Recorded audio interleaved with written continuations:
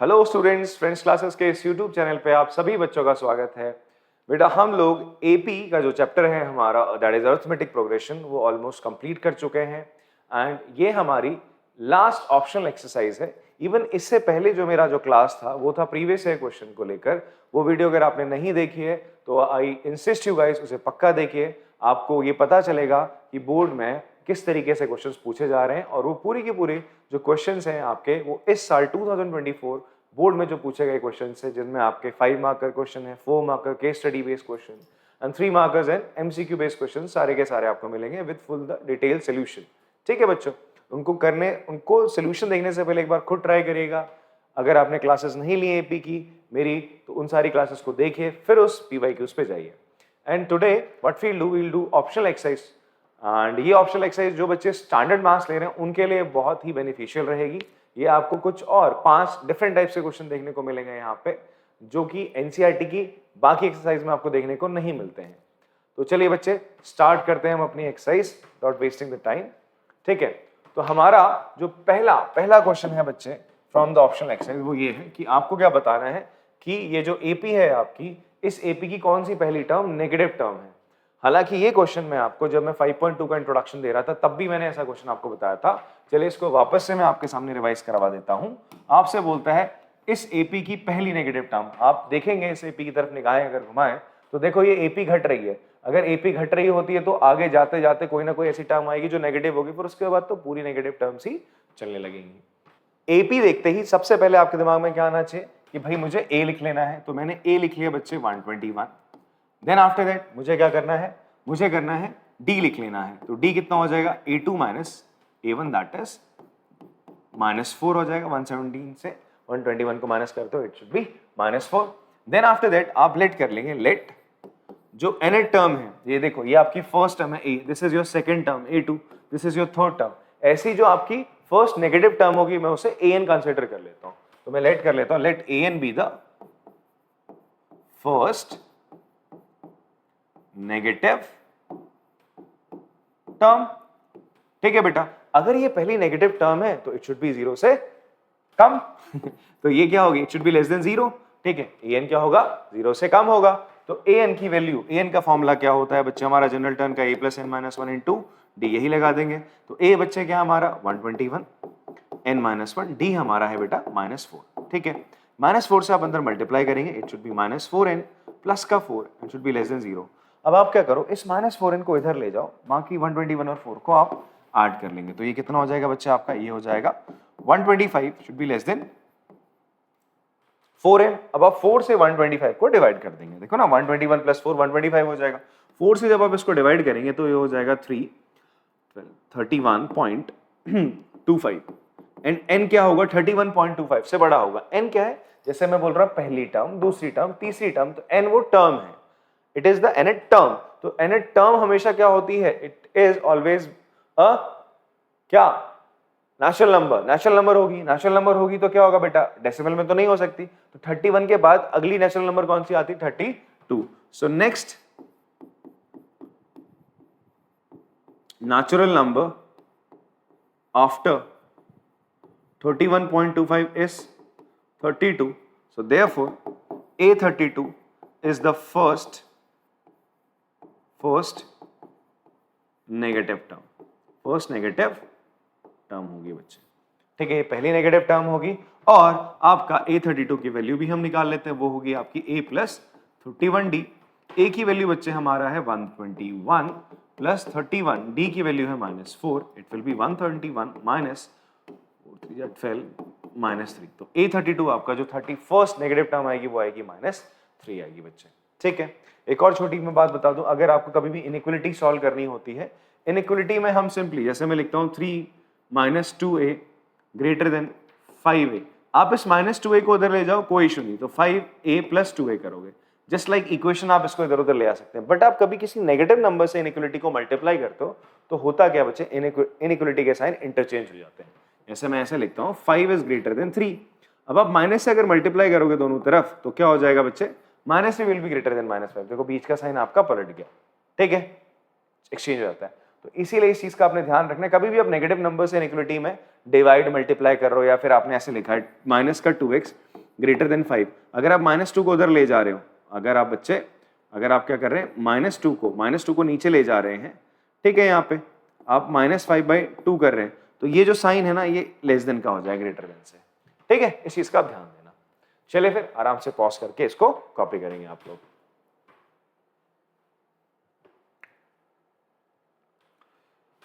I hope आपने copy कर लिया होगा पॉज करके, ठीक है। अगला सवाल है बच्चा हमारा, the sum of the third and seventh term of an AP is 6। देखो आपको क्या बोल रहा है, एक एपी का तीसरा टर्म, A3 और उसका सेवेंथ टर्म का सम कितना दे रहा है, 6। तो हम लेट कर लेते हैं, लेट एन एपी आपने मान लिया having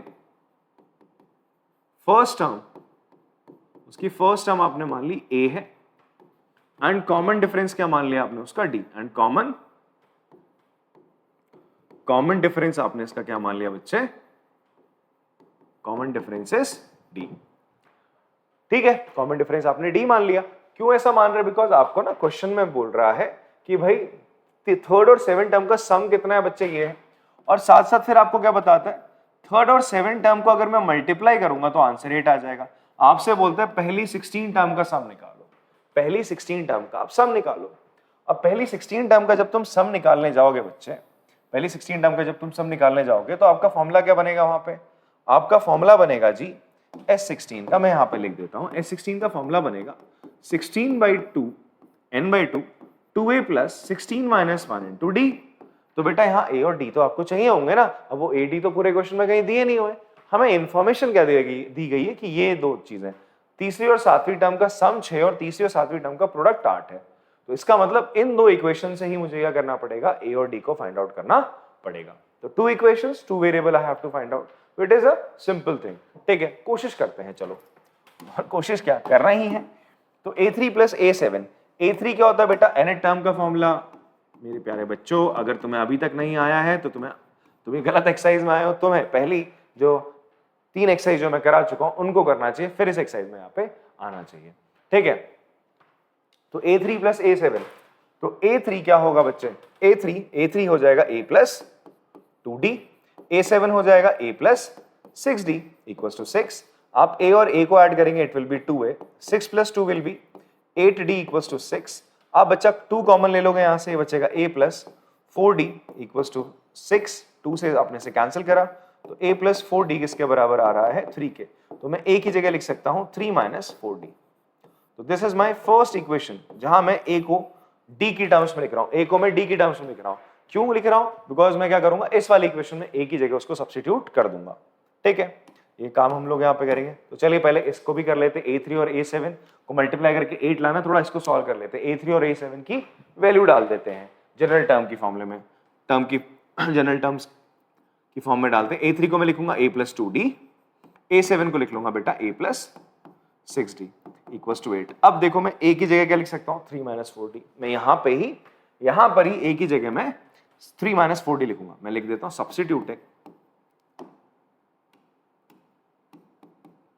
substituting value of A की वैल्यू दैट इज 3 - 4D आप यहाँ पे लिख दोगे। क्या लिखेंगे हम यहाँ पे, A की जगह हम लिख देंगे 3 - 4D + 2D है आगे, 2D रहने दो, कोई दिक्कत नहीं। यहाँ पे भी ऐसा लिखेंगे 3 - 4D + 6D है आगे, रहने देते हैं, = 8। अब बच्चे क्या होगा, यहाँ पे -4D में से 2D जाएगा तो क्या बचेगा, -2D, फाइन।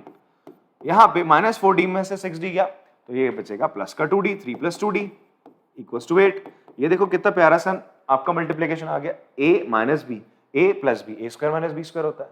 देखो ना, 3 - 2D, 3 + 2D, A - B, A + B। तो मैं यहाँ पे फॉर्मूला वही वाला लगा दूंगा, स्ट्रेट अवे फॉर्मूले का उपयोग करेंगे। ऐसा कौन 4 बार मल्टीप्लाई करे, ये मजदूरों वाले काम नहीं करने, you have to do smart work. फॉर्मूले पढ़ के आओ ना, तो उसके अकॉर्डिंग काम करो ना यार। तो हो जाएगा 3 का स्क्वायर - 2D का होल स्क्वायर, फाइन। अभी बेटा 9 हो जाएगा, 9 उधर चला जाएगा, ये हो जाएगा माइनस का 4D², 8 - 9, तो ये -D², तो D² क्या हो जाएगा, माइनस का 1/, माइनस का 4, माइनस से माइनस कैंसिल। तो मेरे पास क्या आ रहा है, D² = 1/4 आ रहा है। तो D की वैल्यू, इसको मैं यहां लिख देता हूं। तो मेरे पास अब D की वैल्यू बच्चे क्या आ रही है, D की वैल्यू आ रही है, D² था ना, D² = 1/4 है, तो अगर आप क्या करोगे, दोनों तरफ रूट लगाओगे, दोनों तरफ वैसे हम रूट ही लगाते हैं, बट कुछ स्कूल में टीचर कहते हैं हम स्क्वायर को इधर ले, वैसे स्क्वायर जाता नहीं, बट हाँ कहते हैं तो उसको इधर लगाते तो रूट आ जाता है इस पे, ठीक है। अंडर रूट प्लस माइनस 1/4 लिखेंगे, प्लस माइनस 1/4, तो डी की वैल्यू क्या आ जाएगी, प्लस माइनस 1/2। अब डी की बेटा दो वैल्यू और एक प्लस 1/2 एक माइनस 1/2, तो हम क्या करते हैं, डी की इन दोनों वैल्यू से, बिकॉज यार डी पे कौन डिपेंड कर रहा है, ए डिपेंड कर रहा है, भाई ए भी तो निकालना है, ए कैसे निकलेगा, इस वाली इक्वेशन में डी की वैल्यू डाल दो, ए आ जाएगा, ठीक है। इतनी मेहनत से आपने डी निकाला, इस डी की वैल्यू आप यहां डाल दो यार। तो अब आपने क्या करा बच्चे, आपने इस डी की वैल्यू, आपने दो केस बनाए, व्हेन डी इज, व्हेन लिख देते हैं यार इसको, अरे तुम हटो यार, व्हेन डी आपने लिया 1/2 प्लस का 1/2, ठीक है। डी को आप 1/2 ले रहे हैं तो क्या हो जाएगा जी आपका, ए किसके बराबर है, ए है आपका 3 - 4d, A equals to 3 - 4 into 1/2, काटा 4 2 जा तो 3 - 2 कितना आ जाएगा, ए आ जाएगा आपका 1, ए कितना आ गया 1, ठीक है। नेक्स्ट है when D equals to -1/2, D आपका -1/2 है, तो ए इक्वल्स टू क्या हो जाएगा बेटा, 3 - 4 into -1/2, minus into minus plus हो जाएगा, ये हो जाएगा 3 + 2, तो ए आ गया आपका 5। तो देखो बच्चे क्या हुआ आपका, जब d 1/2 है तो a 1 लोगे, जब d -1/2 है तो a 5 लोगे। अब आपको निकालना है सम ऑफ 16 टर्म्स। क्या निकालना है बच्चे, सम ऑफ 16 टर्म। ध्यान से देखो, अभी तक हमने क्या किया, हमने ये किया कि हमें गिवन था एक रिलेशन, तीसरा और सातवें टर्म का सम गिवन था 6 और दोनों का प्रोडक्ट था 8, उनसे बनी दो इक्वेशन सॉल्व कर लिया हमने उनको, करने के बाद हमें a और d की वैल्यू, d मिला, d की दो वैल्यू आ रही है, उन d की दो वैल्यू को यहाँ रखा, तो उनकी d के अकॉर्डिंगली a की भी दो वैल्यू होंगी, तो इसी के अकॉर्डिंग हम सम भी दो निकलेंगे। क्या होगा फॉर्मूला यहाँ पे लग जाएगा, देखो आप लिखेंगे व्हेन a आपका 1 है, a 1 है और d क्या है उस टाइम पे, एंड d 1/2 है, d 1/2 है, तो आप सम ऑफ 16 टर्म निकालो। तो S16 का फॉर्मूला, S16 का फॉर्मूला मैं यहाँ पे लिख देता हूँ। S16 का फॉर्मूला था क्या बच्चे, 16/2 इट इज 2a प्लस 16 - 1 क्या होता है 15d, ये था। तो S16 16/2 2a प्लस 15d था, तो मैं लिखूंगा यहाँ पे 16/2 2a, a की जगह लिखेंगे 1 प्लस 15 इंटू डी की जगह लिखेंगे 1/2। फाइन। नाउ अब यहां पर आप देखो 2 से आप इसे कैंसिल कर दो तो कितना हो जाएगा, इट विल बिकम 8, यहां हो जाएगा 2 × 1। अच्छा यहाँ पे एलसीएम लेते हैं बेटा, ये 15 1/2 था, एलसीएम लोगे यहाँ पे, ये 2 इधर आएगा, 2 × 2 4 प्लस 15/2, इट विल बी 2 से आपने इसे कैंसिल करा, कितना हो जाएगा बच्चे, तो 8 था ना, 4 × 15 + 4 19, 19 × 4 76। तो आपका सम ऑफ 16 टर्म कब, जब a 1 है और d 1/2 है, वो 76 आ रहा है। बात समझ में आती है। आगे देखते हैं, व्हेन a आपका क्या है बेटा, a 1 है, नॉट 1 सॉरी, a 5 है, a 5 है, एंड d आपका -1/2 है, d आपका -1/2 है। तो हम देखते हैं सम ऑफ 16 टर्म कितना आएगा। Now we will see sum of 16 term कितना हो जाएगा, 16/2 2 × a 2 × 5 plus n - 1 that is 15, d की जगह हम लिखेंगे -1/2। फाइन बेटा जी। अब 16 2 को 2 से 16 काट दिया तो S16 आ जाएगा आपका बच्चा 8, 2 और 5 10, यहाँ पे हो जाएगा माइनस का 15/2, एलसीएम लेंगे बेटा जी आप, ये इधर आएगा, हो जाएगा 8 20 - 15/2, 2 से इसे काट दो, 2 से 8 को काट दो, 2 से 8 को काटने पे कितना आएगा 4, 4 से आपको 5 को मल्टीप्लाई करना है, तो सम ऑफ 16 टर्म आ गया आपका 20। क्लियर है बच्चों, ये sum of 20 term, sum of 16 term 20 आ रहा है, सम ऑफ 16 टर्म 76 आ रहा है, इस तरीके से। फाइन। तो आराम से आप इसको पॉज करिए, और जो दो आंसर्स हैं ये कैसे डिफाइन हो रहे हैं, बिकॉज आपके 2a और 2d आ रहे हैं, बिकॉज ऑफ दैट रीजन, इसलिए 2 आपके सम ऑफ 16 टर्म्स आ रहे हैं। तो उसको पॉज करो और आराम से कॉपी करिए। चलिए बेटा क्वेश्चन नंबर 3 करते हैं हम लोग। क्वेश्चन नंबर 3 में आपको बोला गया a ladder has a rungs 25 centimetre. Rungs कौन से होते हैं, मतलब इसे कहना चाह रहे हैं, ये देख रहे हैं जिसपे आप पैर रखते हो ना सीढ़ी में, उसे रंग्स कह रहा है, ठीक है। A ladder has rungs 25 centimeter apart. The rungs decrease uniformly in the length of 45 centimeter at the bottom to 25 centimeter at the top. क्या आपको इन्फो दे रहा है कि ये जो सीढ़ी आपको दिखा रहा है, इस सीढ़ी में हर दो जो रंग्स है मतलब जिस पे आप पैर रखते हो, इन दोनों के बीच में जो लेंथ है वो कितनी है, 25 सेंटीमीटर। मतलब ये 25 सेंटीमीटर का गैप है, इसके बीच में भी कितने का गैप है बेटा, 25 सेंटीमीटर का गैप है। ठीक है, हर दो रंग्स के बीच में आपका कितना गैप है, 25 सेंटीमीटर का। पहली इंफॉर्मेशन ये दे रहा है। दूसरी इंफॉर्मेशन ये दे रहा है कि जो सबसे नीचे जो आपका रंग है, जो सबसे जिसपे आप पैर रखोगे, वो 45 सेंटीमीटर क्या है, उसकी लेंथ है। और जो सबसे ऊपर है उसकी लेंथ कितनी, 25 सेंटीमीटर। आपने सीढ़ी देखी होगी, नीचे थोड़ी सी क्या होती है, वाइड होती है, और ऊपर थोड़ी नैरो हो जाती है। नीचे थोड़ी चौड़ी होती है, ऊपर जाके थोड़ी सी पतली जाती है। ऐसी तो होती है सीढ़ी आपका। और ये बोल रहा है ये जो लेंथ है ना आपकी सीढ़ी की, ये जो हर जो रंग है उसकी जो क्या है लेंथ है, वो यूनिफॉर्मली डिक्रीज हो रही है। यूनिफॉर्मली डिक्रीज मतलब हम मान के चलेंगे एपी में, किसमें आपका, एपी में 45 है, तो इससे वाली कम टर्म क्या होगी, माइनस डी, 45 माइनस डी। फिर क्या होगी, 45 माइनस 2d। फिर इस तरीके से 45 माइनस 3d करके चलता रहेगा मसला। ठीक है जी, ये दे रहा है इन्फो। फिर एक और इन्फॉर्मेशन देता है, if the top and the bottom रंग, मतलब आपसे बोलता है इसके और इसके बीच की जो लेंथ है कितनी है बेटा, 1/2 मीटर। बोले तो आपका 2.5 मीटर है। कितना आपका है, 2.5 मीटर है। तो ये लेंथ पूरी 2.5 मीटर है। तो आपसे बोलता है टोटल कितनी लकड़ी लगेगी, टोटल कितनी आपका लकड़ी लगेगी, length of the wood require for the rungs. केवल किसके लिए बोलता है, इनके लिए। ये जो आप जिस पे आप पैर रखते हो सीढ़ी में, इन पे के लिए, इनके लिए कितनी टोटल लकड़ी लगेगी आपसे पूछ रहा है। ठीक है, तो सबसे पहले हम क्या लिख लेते हैं कि हमारे पास क्या क्या इन्फो गिवन है। हाँ, डिस्टेंस बिटवीन टू रंग्स कितना दे रखा है,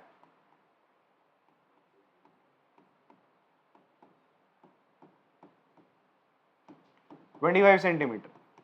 हमें ये भी दे रखा है जो टॉप में और बॉटम में उनके बीच में कितना है, और हर कोई इक्वल डिस्टेंस पे, हर कोई जो रंग है वो कितने डिस्टेंस पे, 25-25 सेंटीमीटर की दूरी पर है। और टोटल कितनी है आपकी, 2.5 मीटर लेंथ है यहां से यहां तक की। इसकी मदद से पता आप क्या निकाल सकते हो, नंबर ऑफ रंग्स निकाल सकते हो कि कितने ये पैर हैं जिसपे आप पैर रखोगे ना, कितने ये आपके रंग्स हैं, ये आप फाइंड आउट कर सकते हो। बात समझ में आ रही है। बिकॉज आपको क्या करना है, आपको ये निकालना है कि भाई कितने रंग, भाई पहले वाला जो रंग है 45 सेंटीमीटर का है। फिर नेक्स्ट जिस पे आप पैर रखते हो सीढ़ी का, वो वाला हिस्सा जो लकड़ी है वो कितना है आपको नहीं पता। ऐसे करते हुए जो लास्ट है ना उसकी लेंथ आपको पता है 25 सेंटीमीटर। लास्ट टर्म तुम्हें पता है, फर्स्ट टर्म पता है तुम्हें, ठीक है, बट नंबर ऑफ टर्म नहीं पता।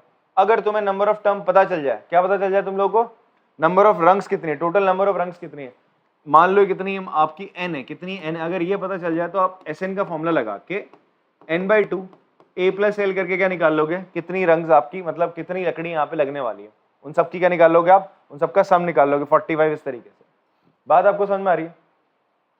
क्वेश्चन में क्या कह रहा है, वापस से पढ़ते हैं। हमें बोल रहा है कि एक सीढ़ी हमें दे रहा है, उस सीढ़ी में पाए बोलते हैं वैसे इसको, ठीक है। तो 45 सेंटीमीटर है सबसे बॉटम वाले जो रंग है उसकी लेंथ, और सबसे ऊपर वाले की 25 सेंटीमीटर है। हर दो रंग के बीच में डिस्टेंस कितना है, 25 सेंटीमीटर, वो मैंने लिख दिया, डिस्टेंस बिटवीन टू रंग्स। अब डिस्टेंस बिटवीन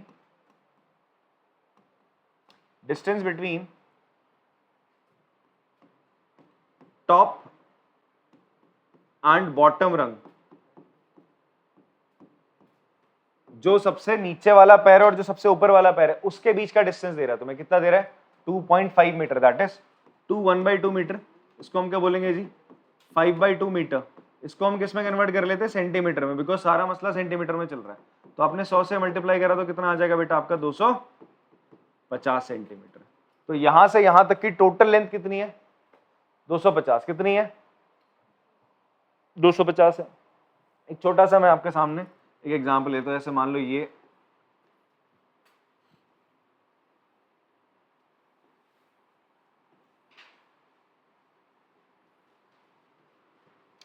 ये चार हमारे पास मान लीजिए 4 कोई स्टेप्स हैं, ठीक है। हर दो स्टेप्स के बीच में कितने की दूरी है, 5-5 की दूरी है। हर एक के बीच में कितने की दूरी है, 5 की दूरी। कितने की दूरी है, 5 की। तो टोटल यहां से यहां तक की कितनी दूरी हो गई भाई, 15 की दूरी हो गई। कितने की दूरी हो गई, 15 की। अब मैं क्या करूंगा, और क्योंकि सबके बीच में कितने की, 5 की दूरी, तो अगर मैं इसको 5 से डिवाइड कर दूं तो मेरा आंसर क्या आ जाएगा, 3। पर 3 क्या बता रहा है, ये बताना चाह रहा है कि कितने 3 आपके क्या है, कितने स्टेप्स हैं यहाँ पे, 1 2 3 4 स्टेप्स थे। टोटल मैंने लेंथ निकाली कितनी थी, 15। उसे मैंने डिवाइड करा, 2 स्टेप्स के बीच में जो डिस्टेंस था उससे डिवाइड करा, ठीक है।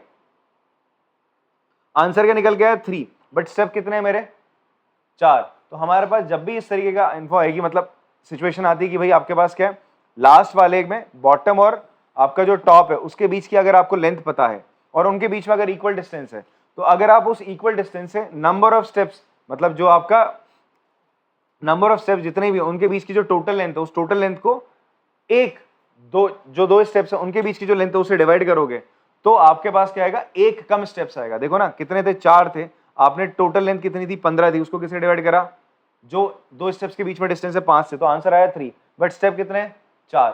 तो 4 आंसर लाने के लिए आपको क्या करना पड़ेगा, +1 करना पड़ेगा। क्या करना पड़ेगा आपको, +1 करना पड़ेगा। सेम यहां पर भी यही चीज है कि अगर आपको क्या निकालना है, नंबर ऑफ रंग्स निकालने हैं, नंबर ऑफ रंग्स निकालने, तो आप क्या करोगे, 250 को किससे डिवाइड कर दोगे, 25 से। 250 को 25 से कर रहा हूं बिकॉज टोटल लेंथ यहां से यहां तक की कितनी है बच्चे, 250 मीटर है।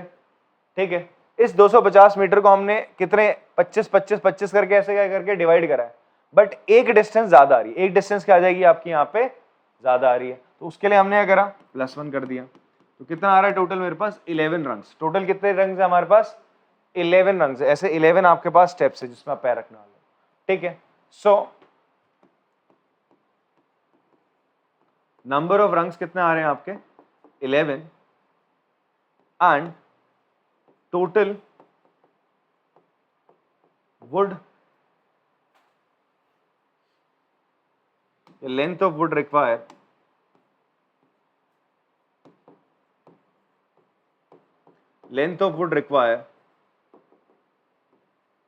for the किसके लिए आपका, इन रंग्स के लिए, फॉर 11 रंग्स किसके बराबर होगा आपका, S11 के बराबर होगा। किसके बराबर होगा बेटा, S11 के बराबर होगा। ये S11 क्या होगा, यहां पर आप ये कंसीडर कर लोगे, एक छोटी सी चीज पहले लिख लो इससे पहले कि हेंस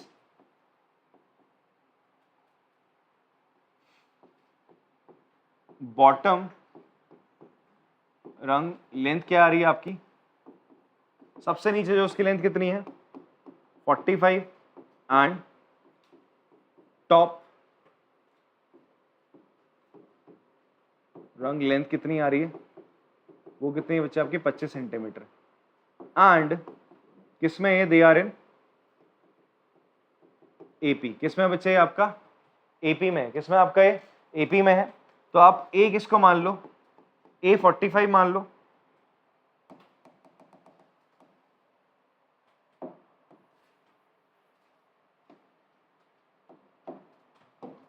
आप ए क्या कंसिडर कर लोगे 45, एंड लास्ट टर्म क्या कंसिडर कर लोगे 25 सेंटीमीटर। आप क्या कंसिडर करोगे, आप ये मान के चलोगे लेंथ ऑफ द रंग्स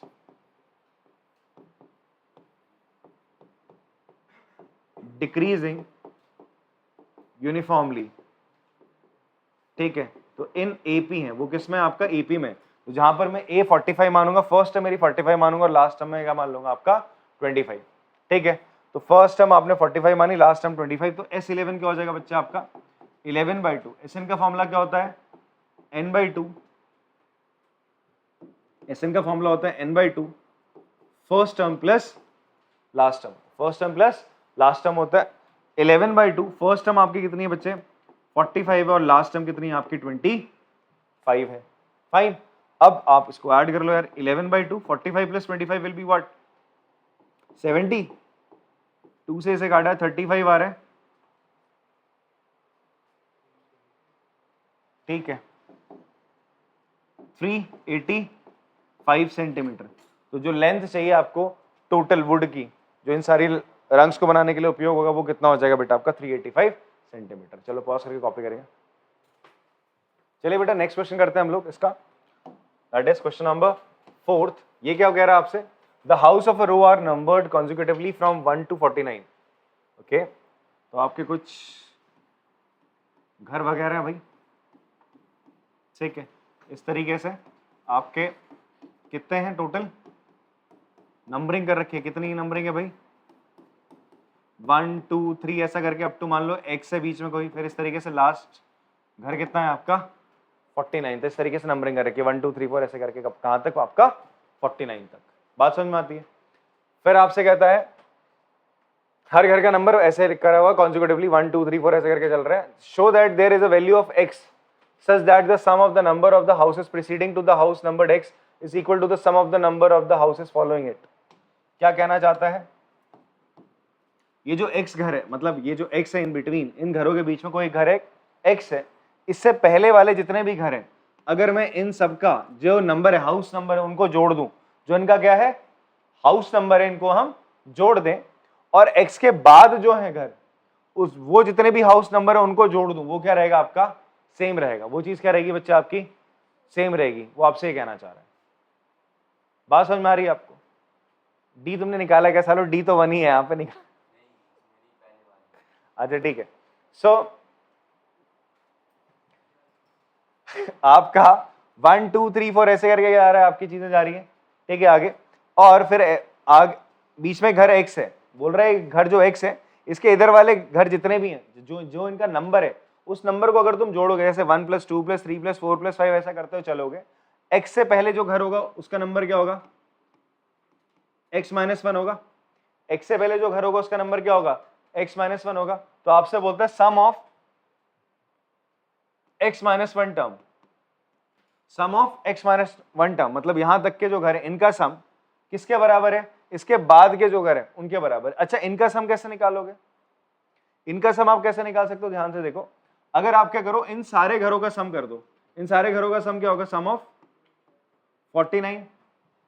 जो नंबर है ना इनका, हाउस नंबर है, हम उसका सम कर रहे हैं. तो आप सम ऑफ 49, सारी टर्म्स को तुमने जोड़ दिया, बट तुम्हें तो आगे x के आगे चाहिए ना, तो तुम क्या करो, इतनों का सम निकाल के इससे क्या कर दो, माइनस कर दो.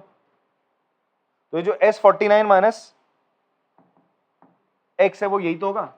ये चीज क्या होगी आपकी, सम ऑफ 49 टर्म्स. आपने सब जोड़ दिया, वो सम ऑफ 49 है, उसमें से सम ऑफ x टर्म आपने क्या कर दिया, माइनस कर दिया. तो आपके पास क्या आएगा, इसके आगे वाले जितने भी घर हैं उनके नंबर्स का सम आ जाएगा. इतनी बात समझ में आती जी आपको? नाउ आपसे क्या कह रहा है, अकॉर्डिंग टू क्वेश्चन आपका आप लिख दोगे, हेंस फर्स्ट हाउस नंबर आपका क्या है, फर्स्ट हाउस नंबर है आपका 1 है. फर्स्ट हाउस नंबर क्या होगा बच्चा आपका, 1 हो जाएगा. And common difference,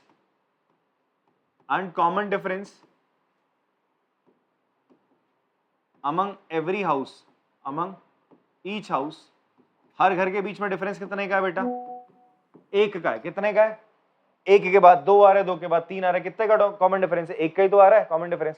common difference 1 का, हाउस नंबर पहला 1 है. तुमसे क्या बोलता है, अकॉर्डिंग टू द सिचुएशन आपसे बोल रहा है सम ऑफ, और आप ये लेट करोगे, लेट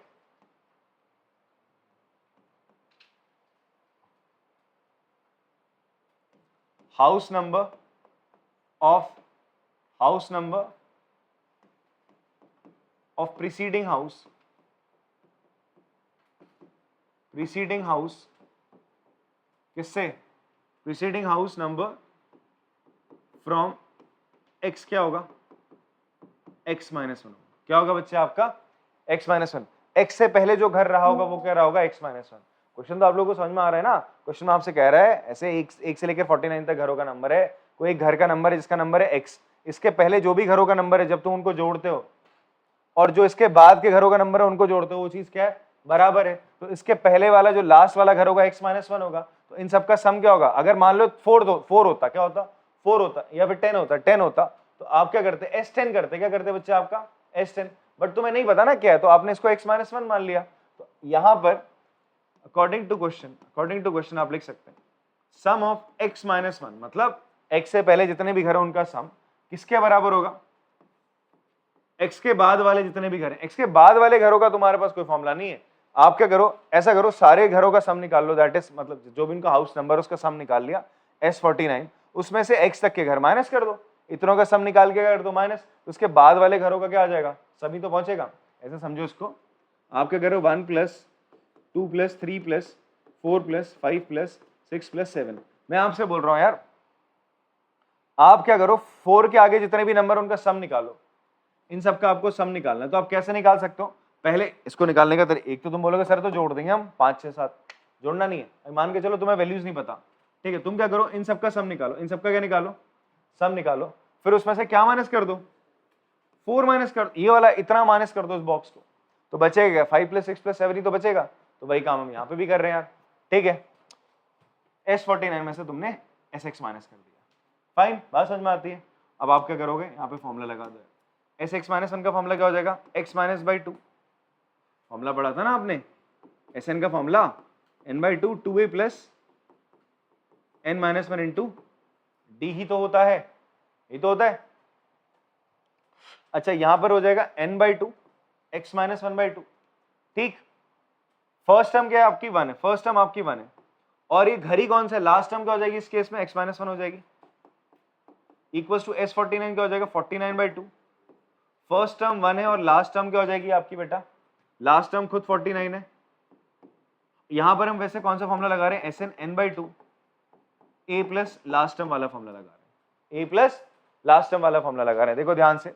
अब यहाँ पे घरों के नंबर क्या है, 1 2 3 4 5 6 है ना, तो मैं आपसे बोलूं ये घर कौन सा होगा, x - 1 होगा। ये घर क्या होगा, आपको पता है इसका वैल्यू कितना है, इसका जो नंबर है वो कितना है, x - 1 पता है, इसलिए फॉर्मूले में क्या लिख रहा हूँ, सीधा x - 1।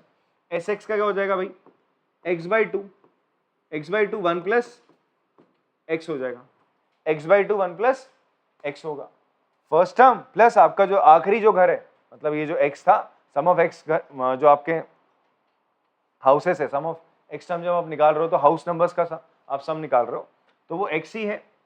तो ऐसा करेंगे, यहां से आप 2 कॉमन ले लो और ये 2 कॉमन आएगा बेटा, 1 से 1 उड़ गया, क्या बचेगा यहाँ पे, x - 1 इंटू x बचेगा, यहाँ पे नीचे 2 ही रहेगा, यहाँ से 1/2 आपने कॉमन ले लिया, अंदर क्या बचेगा 49 into 50 minus x into 1 plus x, तो ये 2 से तो 2 उड़ गया यार, ठीक है। इसको मल्टीप्लाई कर लेते हैं, हो जाएगा x² minus x, 49 into 50 will be what, 2450 minus का x माइनस का x², माइनस के s से माइनस से x चला गया, माइनस का x² इधर आ जाएगा, ये कितना हो जाएगा 2x² इक्वल्स टू 2450, कैंसिल करोगे बेटा आप इसको, तो एक्चुअल में क्या आएगा, x² इक्वल्स टू आ जाएगा 49 इंटू वैसे 25 आएगा, मैं तो भाई सीधी सी बात करूंगा, आप काटोगे ना, मैंने 50 को काट दिया यहाँ पे, ठीक है, 50 को काटोगे तो 25 आ जाएगा, 49 को एज इट इज रहने दो, रूट लगा दोगे दोनों तरफ, रूट लगा दोगे तो x की वैल्यू क्या आ जाएगी बेटा आपकी 7 इंटू 5, दोनों तरफ आपने रूट लगा दिया, प्लस माइनस, बट आपके x की वैल्यू क्या आएगी 35 पॉजिटिव में, बिकॉज हाउस नंबर नेगेटिव में नहीं हो सकते। तो वो कौन सा घर है जिसकी हम बात कर रहे हैं, वो x का हाउस नंबर है आपका 35, ठीक है जी। सिंपल हमने इक्वेशन सॉल्व करी यहाँ पर, और कुछ ज्यादा नहीं करा है, समझाने वाला कार्य मैंने पहले ही कर दिया था, तो प्लीज इसको कॉपी करेंगे पॉज करके। चलिए 5th क्वेश्चन है हमारा, लास्ट क्वेश्चन है इस ऑप्शनल एक्सरसाइज का, that is a small terrace at a football ground comprises of 15 steps, each of which is 50 metre long and built of a solid concrete. Each step has a rise of 1/4 meter and a tread of 1/2 meter. See figure. Okay, calculate the total volume of the concrete required to build the terrace. ये आपकी कुछ सीढ़ियां बनी हुई हैं, ठीक है, किसी फुटबॉल ग्राउंड की हम बात कर रहे हैं, और इन सीढ़ियों में हो क्या रहा है, आपसे बोलता है कि हर सीढ़ी की जो विड्थ है वो 50 मीटर है, चौड़ाई कितनी है उसकी 50 मीटर है, ये दे रहा है ना फ्रॉम द बैक 50 मीटर, मतलब हर स्टेप आपका ये सारे स्टेप्स आपके कितने मीटर के हैं 50 मीटर, ठीक है। फिर आपसे बोलता है हर जो आपका क्या है,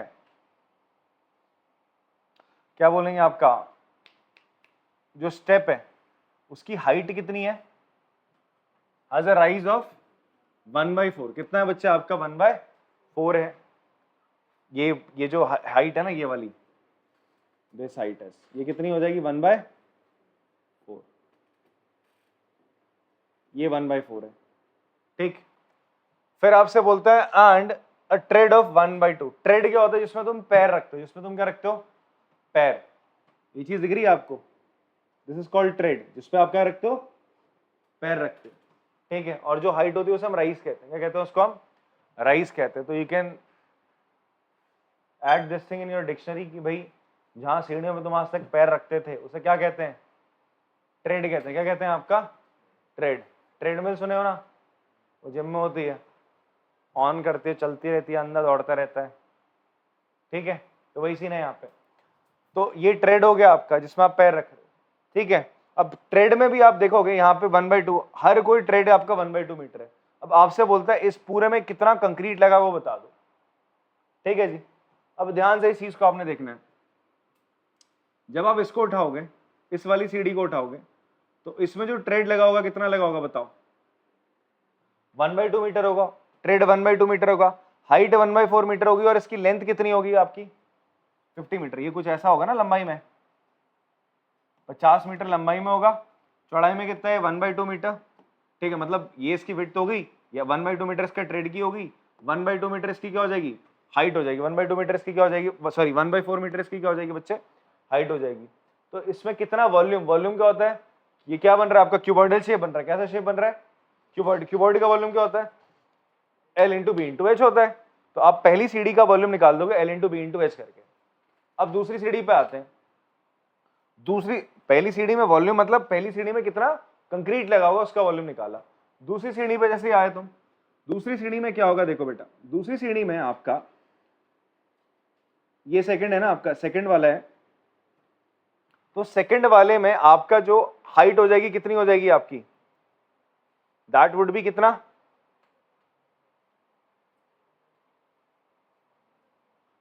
ये पहले वाले का कंक्रीट लग रहा है ना इतना, दूसरे वाले में कितना कंक्रीट लगेगा?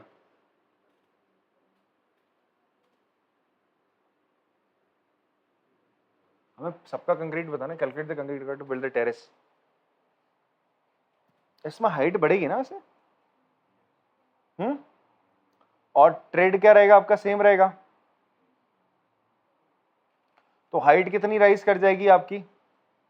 1/4 का क्या हो जाएगा? डबल हो जाएगा। 1/4 का क्या हो जाएगा? डबल हो जाएगा। तो हाइट हर सीढ़ी में क्या बढ़ रही है? इसी तरीके से आप ये वाला देखोगे, इसमें भी हाइट क्या रहेगी आपकी? ये हाइट रहेगी। लेंथ तो आपकी क्या रहेगी? जो सीढ़ी की रहनी है वो तो 50 ही रहेगी। कितनी रहेगी बच्चा आपकी? 50 ही रहनी है। ये तो 50 रहनी है, ठीक है। चेंजेस इसमें आएगा, और ट्रेड हाँ वो भी सेम रहेगा। तो हाइट ऑफ एवरी स्टेप, ठीक है, इंक्रीजेस यूनिफॉर्मली। कैसे बढ़ रही है? पहले की 1/4 है, फिर दूसरे की हाइट कितनी हो जाएगी? It will be 2/4। कितना हो जाएगा? 2/4। अगली कितनी हो जाएगी?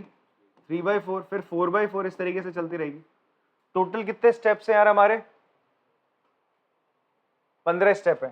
तो लास्ट वाले कितनी रहेगी? 15/4 रहेगी। लास्ट वाले कितनी रहेगी? 15/4 रहेगी, ठीक है। वॉल्यूम ऑफ फर्स्ट स्टेप, पहले स्टेप का वॉल्यूम कितना रहेगा आपका? 1/4। लेंथ कितनी है बेटा? लेंथ आपकी, या विड्थ बोल लो आप, small terrace 50 metre comprises 50 metre long. अच्छा हाँ, लेंथ ऑफ एवरी स्टेप आपको कितना देखने को मिल रहा है? इट इज 50 मीटर, ठीक है। And width of every step कितना है? वो आपका 1/2 मीटर है। तो फर्स्ट स्टेप का वॉल्यूम होगा 1/4 इंटू 1/2 इंटू 50, कितना होगा? सेकेंड में कितना वॉल्यूम लगेगा? Volume of second step, second step के लिए हाइट क्या हो जाएगी बच्चे? 2/4 इंटू 1/2 इंटू 50, यही तो रहेगी, रहेगी नहीं रहेगी? फिर लास्ट के लिए कितना हो जाएगा जी आपका? Volume of 15 step will be 15/4 into 1/2 into 50, ये वॉल्यूम है आपका, ठीक। तो हेंस ये सारी वॉल्यूम्स किसमें? एपी में। किसमें बच्चे आपका? एपी में। सब में कितने का डिफरेंस आ रहा है? ये देखो ना 1/2 50 तो सब में कॉमन है, 1/4 है, 2/4 है, कितने का डिफरेंस आ रहा है? हाफ का डिफरेंस आ रहा है। कितने का डिफरेंस आ रहा है आपका? हाफ का। आधे आधे का ही तो आ रहा है भाई। ये पहली की जो हाइट 1/4 थी, उसके अगले की हाइट कितनी हो जा रही है?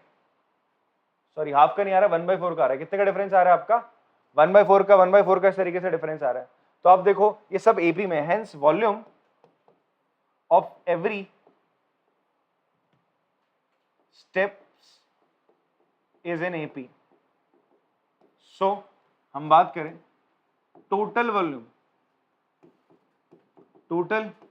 वॉल्यूम, और वॉल्यूम किसका निकाल रहे हैं हम? कंक्रीट का। कितना कंक्रीट लगा होगा वो किसके बराबर होगा बच्चे? आपका S15 के। S15 का फॉर्मूला क्या लग जाएगा? 15/2 n a first term plus last term. First term क्या है बेटा आपका वॉल्यूम का? 1/4 into 1/2 into 50 plus last term क्या आपका? 15/4 इंटू 1/2 इंटू 50।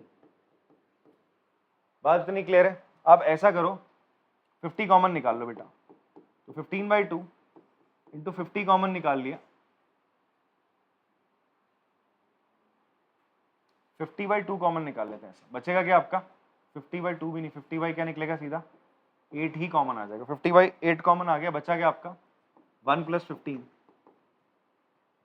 और 8 × 2 16 होता है, तो 15 × 50 इंटू 16 अपॉन 8 2 या 16, 16 से 16 कैंसिल, 50 × 15 करेंगे, 15 × 5 कितना रहा? 750।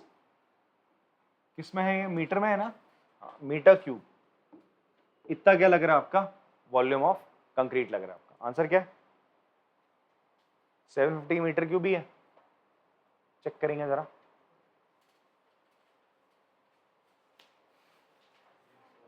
तो ठीक है, यही आंसर है आपका। तो हमने क्या किया, एक बार मैं वापस आपको बता दे रहा हूं। हमें बोला गया था कि कुछ इस तरीके से आपके स्टेप्स से सीढ़ियों के, ठीक है, 1 2 3 4 ऐसे करके। इनमें क्या कॉमन चीज है? जितने भी स्टेप्स है सबकी जो लेंथ है वो 50 मीटर की है, ठीक है जी। अगर आप क्या करो, आपके पास भाई मान लो एक केक है, इस टाइप का एक केक होगा, तो अगर उस केक को हम क्या करेंगे, चाकू से ऐसे काटेंगे ऐसे करके सीधा सीधा, तो ये क्या बनेगा? ये एक स्टेप एक क्यूब की तरह नहीं है निकलेगा, ऐसा क्यूबॉइड की तरह, ऐसा ये क्यूबॉइडल शेप नहीं निकलेगा इस तरीके से बच्चे।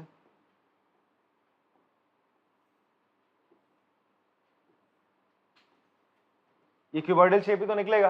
तो इस क्यूबॉइडल शेप का आपको क्या निकालना है? वॉल्यूम निकालना है। तो इस क्यूबॉइडल शेप की हाइट कितनी हो जाएगी? पहले वाले की 1/4 थी, और 1/4 सबकी हाइट है, तो इसकी हाइट कितनी हो जाएगी? 1/4 को 15 से मल्टीप्लाई करो, बिकॉज टोटल कितने स्टेप्स है तुम्हारे? 15। तो इसकी हाइट तुम्हें बता दी, इसकी विड्थ, इसकी लेंथ तुम्हें पता, और इसकी चौड़ाई तुम्हें पता। ऊपर वाला स्टेप कितना? 1/2 मीटर है, ये तुम्हें तो दे ही रहा था। तो इसी की मदद से तुम्हें पता 15वां स्टेप भी कितना होगा, उसका वॉल्यूम कितना होगा? वॉल्यूम का फॉर्मूला होता है L × B × H, और पहले वाले का क्या वॉल्यूम होगा वो भी तुम्हें पता है। अब वॉल्यूम निकाला कैसे हमने? बिकॉज आपको क्या बोल रहा था यार, लेंथ दे रहा है ना 50 मीटर है पहले वाला जो स्टेप है, उसकी चौड़ाई दे रहा है और उसकी हाइट दे रहा है, विड्थ और लेंथ और उसकी हाइट दे रहा है, तो उसकी मदद से हम क्या निकाल सकते हैं? वॉल्यूम निकाल सकते हैं। और हम देख रहे हैं कॉन्जुगेटिवली क्या हो रहा है, अगर पहले वाले की हाइट 1/4 है तो दूसरे की हाइट कितनी हो जाएगी? 2/4, तीसरे की कितनी हो जाएगी? 3/4। तो कितने का डिफरेंस आ रहा है? 1/4 का डिफरेंस आ रहा है हर जो आपका स्टेप है उसकी हाइट में। तो हम बोल सकते हैं जो ये वॉल्यूम्स है, अगर हाइट आपकी किसमें है? एपी में चल रही है। हाइट किसमें चल रही है? आपका एपी में चल रही है। तो वॉल्यूम में हाइट को छोड़कर बाकी सारी चीज तो सेम ही है ना, 1/2 × 50। डिफरेंस किसका आ रहा है? हाइट का, और हाइट भी किसमें? एपी में। तो वॉल्यूम भी किसमें हो जाएगी? आपकी एपी में हो जाएगी। वॉल्यूम एपी में है। आप ये पहले स्टेप में इतना कंक्रीट लगा, दूसरे में इतना लगा, तीसरे में आपको टोटल कंक्रीट कितना लगा बताना था, तो आपने 15 की 15 स्टेप का जितना कंक्रीट लगा वॉल्यूम आपने ज्वाइन कर दिया, ऐड कर दिया। वो ऐड करने का हमारे पास फॉर्मूला था S15 का, सम ऑफ 15 टर्म्स का फॉर्मूला। बट हम कौन सा लगाएंगे यहाँ पे? SN, n/2 first term plus last term वाला फॉर्मूला। क्यों? बिकॉज मुझे पहले स्टेप का भी वॉल्यूम पता है कितना लग रहा है, और दूसरे स्टेप में भी कितना वॉल्यूम लगा, मतलब लास्ट वाले स्टेप जो आपकी सीढ़ी है उस पर कितना वॉल्यूम लगा होगा, मतलब कितना कंक्रीट लगा होगा वो भी आपको पता है। उस तरीके से आपने इसका आंसर निकाला। तो पॉज करके कॉपी करेंगे आराम से। तो कॉपी कर लिया अगर आप लोगों ने, तो ऐसा है इसके सारे क्वेश्चंस को प्रैक्टिस करिए। एग्जाम्पलर बुक्स हैं आपके पास स्टैंडर्ड, अगर मैथ्स आपने लिए तो एग्जाम्पलर बुक से भी क्वेश्चन करिए। RD शर्मा है, उससे PYQs के जो क्वेश्चन है सिलेक्टिवली आप वही प्रैक्टिस करेंगे, ठीक है। एंड मिलते हैं आपको नेक्स्ट जो चैप्टर हम लोग करेंगे, दैट इज आपका सिमिलर ट्राइंगल्स, जो नेक्स्ट चैप्टर होगा। तब तक के लिए टाटा, बाय बाय।